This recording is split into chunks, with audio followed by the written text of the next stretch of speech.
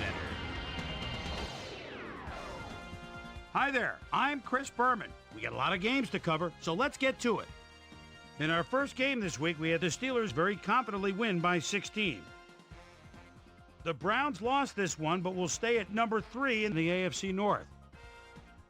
The Bengals lost this week, but despite the setback, they're still situated atop their division. Amon Green had over 50 yards receiving and helped his Packers beat the Jaguars. At the home of the Indy 500, we had the Colts stroll away with a 14-point win. In a long-standing NFC rivalry, we had the Eagles pick up their 8th win of the year. Redskins, 49ers.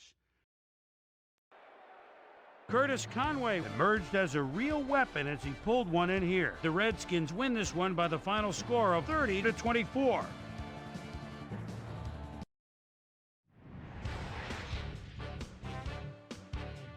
Over at Arrowhead Stadium, we had the Chiefs get sent away with a 7-point loss. The Titans booted in 3 field goals in their victory at Oakland. We had an interesting free agency pickup of note here. Trey's got the lowdown for us. Trey? All right, Chris. Let's switch gears and talk about players that'll have new homes in the National Football League, as free agency continues to play such a huge role in determining a team's makeup. This guy will be on the move. You see it there. He'll be getting a nice little payday, too. 2 years, $1.0 million. In front of you, we've got the AFC Infirmary Report. And as you can see, they were hit hard this week. Donnie Edwards is probably the one that most leaps out at you. A hairline fracture of the arm is the initial report, and the doctors are saying he'll be out for the rest of the regular season. In front of you, we've got the NFC list. And as you can see, they could form their own MASH unit. Marty Booker might be the biggest loss on this list. He's suffering from a pulled calf muscle, and that'll keep him out for the rest of the regular season. There's a chance, however, they'll get him back for the playoffs. On to the serious news of the week. Phillip Buchanan will miss the remainder of the season. So now that secondary is going to have to really come together if they're going to make up for his absence. So that'll do it for now. Chris, let's send it back to you.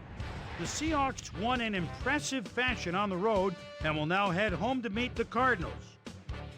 Panthers, Falcons. Stephen Davis is such a tough runner.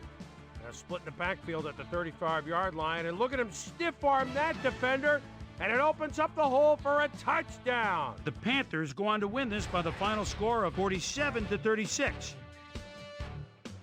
The Patriots won this contest, but will stay at the first place in the AFC East.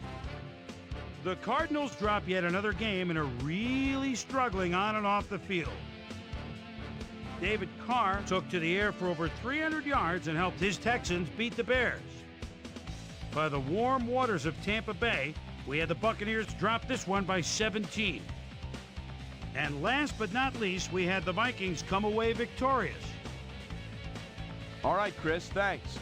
Just 2 weeks to go until the playoffs arrive, and just as we do every year, we're looking at a number of interesting races as teams jockey for position.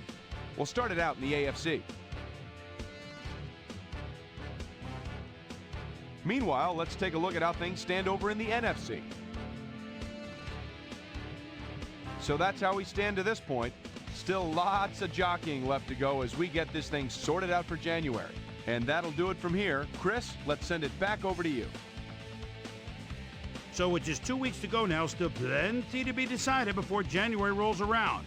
But first, my primetime players' game balls go out to these men, each helping their team down the stretch. That'll do it, sports fans. I'm Chris Berman, and thanks so much for joining us here in the Bristol studios. We'll see you next week right here on ESPN, the worldwide leader in sports.